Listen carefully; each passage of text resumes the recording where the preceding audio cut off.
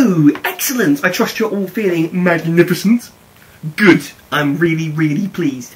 Okay, right, I thought I would kick this for shizzle off with a bit of poetry. And yes, for shizzle is the extent of my ghetto language.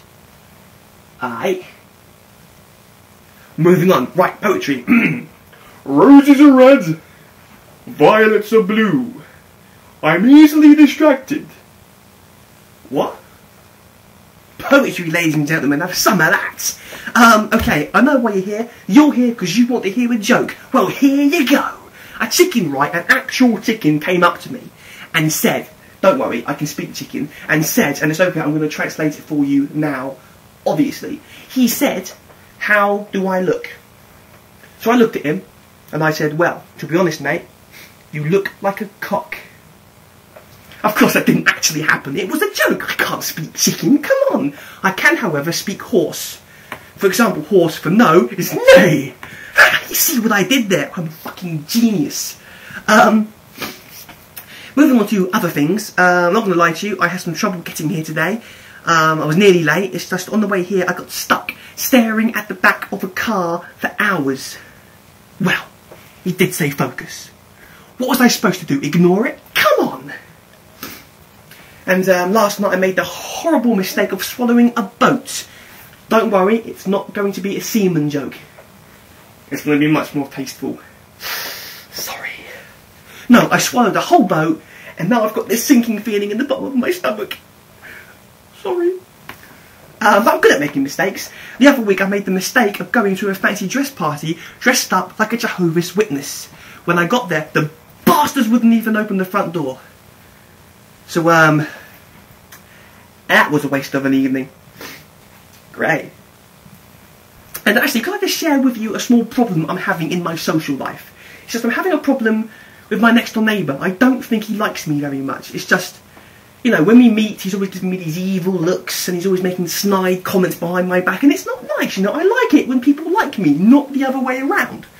So the other weekend, right, he was in his front garden doing some doing it myself. And I thought, you know what, I am going to be the bigger man here. I am going to extend an olive branch. So I went over there and he said, what are you doing here with that olive branch? No, of course that didn't happen. I went over and I said, look mate, do you need any help? So he looked at me like I'd just taken a shit on his tongue. You know, he just said to himself, for fuck's sake, not this prick again. Sighed, shrugged his shoulders, and passed me his hammer and just said, knock yourself out. Yeah, I think I passed. Cheers. Obviously, on another note, I've been on a lot of dates recently, This is due to online dating, which I think is great, because it's practically proof that money can actually buy love, can't it? Which is brilliant. The only problem I'm having with online dating is that I'm getting messages from girls saying things like, hi, I love that photo of you, you know, the one where you're making the funny face. Now, I just want to say now, in none of my photos am I actually making a funny face. They are referring to my actual face in neutral position. So, yeah, that's great for my self-esteem. Cheers. And, obviously we're going on a lot of dates and I get a lot of advice. You know, I'm going on a date, excellent, don't forget to do this, do that. Yeah, thank you very much, thank you. And this is some actual advice that I've actually been given. I've got a date Saturday night, and I got told, that's great. Try not to be yourself. Try not to be myself. Honestly, what kind of advice is that? Cheers, mum.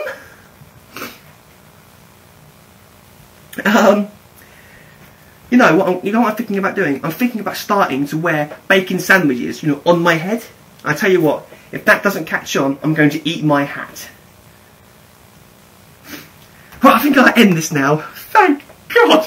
On a quick thing about my mum. It's just, my mum is quite scary. My mum is getting quite old and quite fragile. And it's quite frightening, because you don't expect it to happen, do you? You know, but it does. And she's a bit too, you know, she's too proud to ask for help and stuff. So, you know, I was the good son. I was the bloody good son. And I sat her down. And I said, look, mum. Looked right in the eyes. Look, mum. There was a time when you carried me. Now let me put you in a home Right, that's it. I hope some of that was funny-ish. Yeah, feel free to comment or not. It's completely up to you.